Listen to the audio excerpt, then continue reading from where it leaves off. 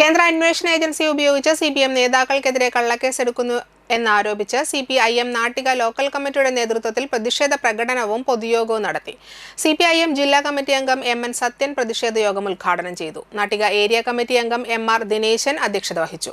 Area committee അംഗം K A. Vishwambharan, K R. Seetha, Nattika local secretary K B. Hamsa, local committee അംഗം രജനി ബാബു എന്നിവർ സംസാരിച്ചു. തൃപ്പയാർ ബസ് സ്റ്റാൻഡ് പരിസരത്ത് നിന്നും ആരംഭിച്ച പ്രകടനത്തിന് TV. Sreejith, A M. Dilshad, സി.കെ. Sivarajan, എ.എൻ. Sudheer, ജിജേജ് പി.പി, Radhakrishnan PV. എന്നിവർ നേതൃത്വം നൽകി. കോടിക്കണക്കിന് രൂപ ഇത്തരം കേസുകളിൽ കൈക്കൂലി വാങ്ങിയെന്ന് ഇഡി തന്നെ കണ്ടെത്തി.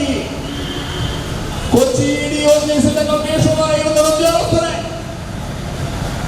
ഇവിടെ നിന്ന് പിന്നീട് സ്ഥലമാക്കിയത് ഗുവാഹത്തിയിലേക്ക്, ആസാമിലേക്കാണ്. ഒരു വെള്ളാനയായി ഇഡിയെ സംഘപരിവാർ ഉപയോഗപ്പെടുത്തുകയാണ്. കേരളത്തിന് പുറത്ത് ഇഡിക്കെതിരായി കോൺഗ്രസ് നിലപാട് സ്വീകരിക്കുന്നു. രാഹുൽ ഗാന്ധിയെ, പ്രിയങ്ക ഗാന്ധിയെ, സോണിയാഗാന്ധിയെ ചോദ്യം ചെയ്താൽ അവരെ പ്രതിയാക്കിയാൽ ഇഡി മോശം.